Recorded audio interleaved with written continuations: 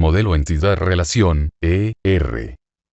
Está basado en una percepción del mundo real consistente en objetos básicos llamados entidades y de relaciones entre estos objetos.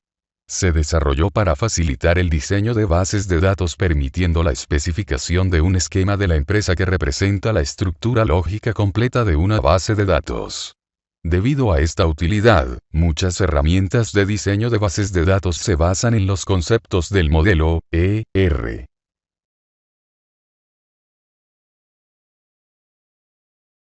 Para la elaboración de un diagrama ER, primeramente veremos la simbología que se utiliza para representar las partes que lo componen. Entidades. Es una cosa u objeto en el mundo real que es distinguible de todos los demás objetos. Una entidad tiene un conjunto de propiedades, y los valores para algún conjunto de propiedades pueden identificar una entidad de forma unívoca. Por ejemplo, el número de boleta identifica unívocamente a un alumno dentro de la escuela. Una entidad puede ser concreta, como una persona o un libro, o puede ser abstracta, como un préstamo, unas vacaciones o un concepto.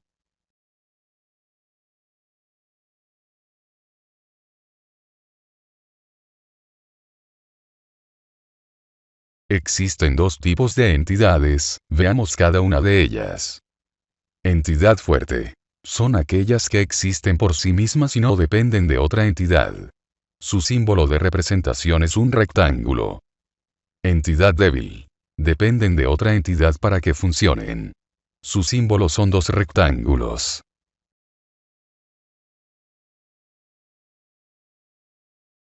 Atributos. Los atributos describen propiedades que posee cada miembro de un conjunto de entidades. Ejemplo. Posibles atributos del conjunto de entidades cliente son ID del cliente, nombre cliente, calle cliente y ciudad cliente. El atributo ID del cliente se usa para identificar unívocamente a los clientes, dado que no hay más de un cliente con el mismo nombre, calle y ciudad.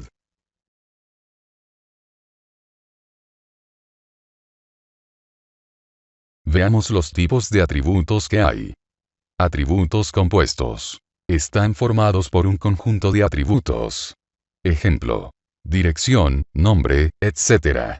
Atributos monovaluados. Solo pueden tener un solo valor. Ejemplo. ID, DNI, clave, etc. Atributos multivaluados. Pueden tener más de un valor. Ejemplo.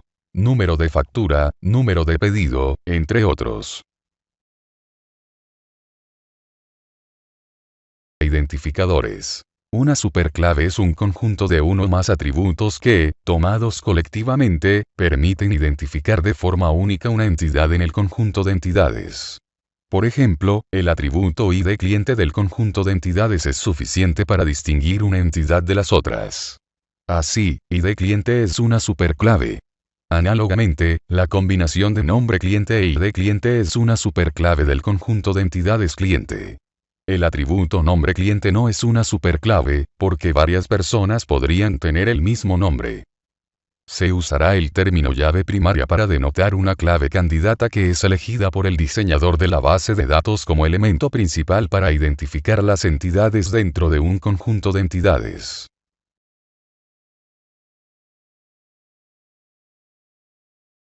Relaciones.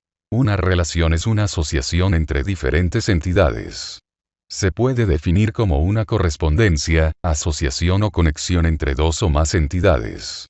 Se representa con un rombo y en el interior suele ponerse un verbo.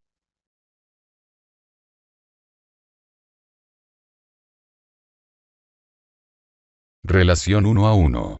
Una entidad en X, se asocia con a lo más una entidad en Z, y una entidad en Z, se asocia con a lo más una entidad en X. Relación 1 a muchos.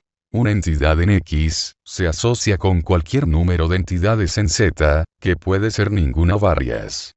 Una entidad en Z, sin embargo, se puede asociar con a lo más una entidad en X. Relación muchos a muchos. Cualquier número de entidades en X, se puede relacionar con cualquier número de relaciones en Z.